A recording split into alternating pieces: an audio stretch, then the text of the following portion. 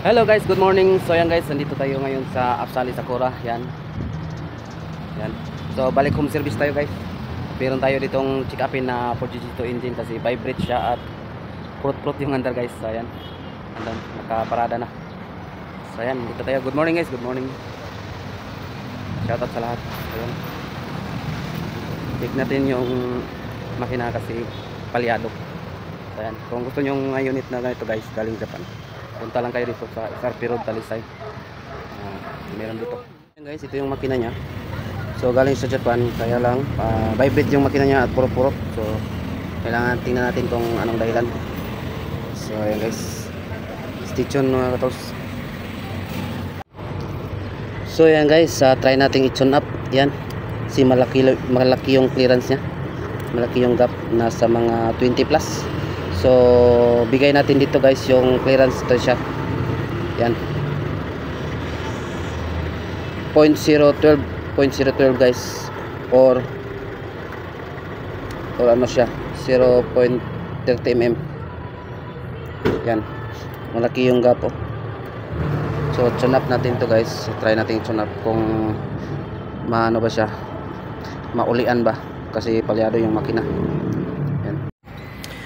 So ayan guys, try natin paandarin kung maulian ba siya guys. So ayan.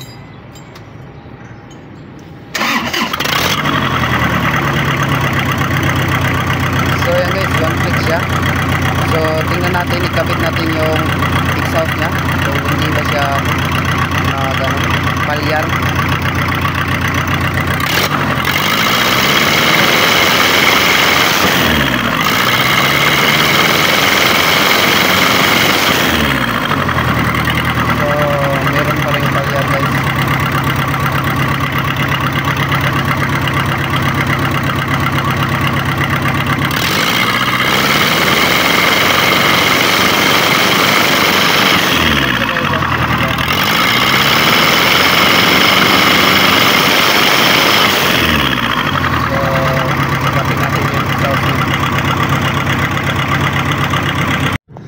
So ayan guys, hindi natin maano yung ano niya. So palyar pa rin. So check natin tong ano niya, yung in ng supply ng diesel at saka yung out dito guys. Ayan, yung out sa injection pump at saka itong in sa injection pump. So tingnan natin, baka madumi yung strainer niya. So try natin check upin. So ayan guys, na-check na natin siya dito. Okay siya. At saka sa out, okay rin. So ang findings ko nito guys, yung barbula niya singaw na.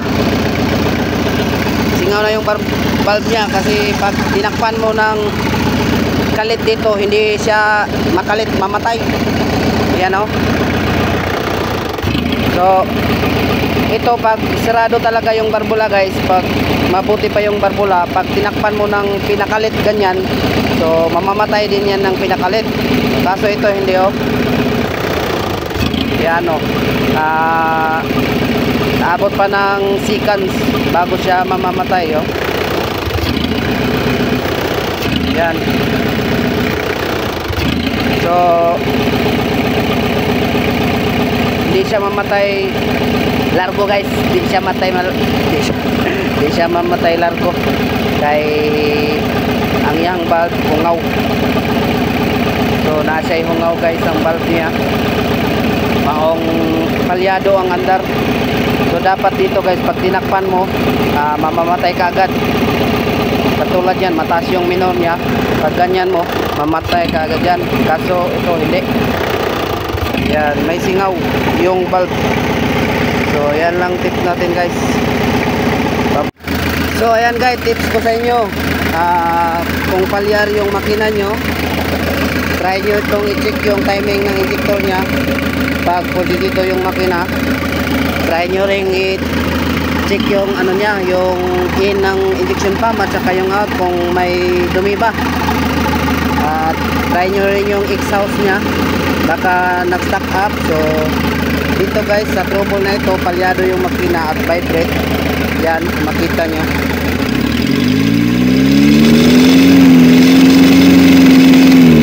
So ayan guys, purot-purot yung andar. So try nyo yung tanggalin to, tapos check nyo dito, takpan nyo. Pag hindi mamatay kagad, so singaw yung valve nya, ganyan o. Yan o. So hindi siya mamatay largo guys o. So posible yan yung valve nya singaw. Kailangan palitan ng valve or i-grind, or baka may pahak yung valve nya. So ayan guys, 4GT2 engine. So sa gasoline naman guys, ay yung cost ng ganito palyar ay yung ano niya, yung tukod yung barbula, pag gasoline, saka yung pag tinanggal mong heat tension wire, hindi mag-iba yung ano niya, minor. So yun yung ano niya, pag check ng gasoline engine. Pag dito naman, ito yung basihan. Yan. So matagal pa siya bago mamatay Pero pag ganito guys, pag mabuti yung valve nya, kung okay yung kondisyon ng valve, pag takip mo ng ganon, matik yan, patay ka agad. Dito ayaw. So ay singaw yung valve. So ayan guys. So ayan guys, yan So ayan guys, hanggang dito na lang yung tips natin. I hope na meron kayong matutunan. So bye bye, don't forget to like, comment, share, and subscribe. Click on the channel. Bye bye guys.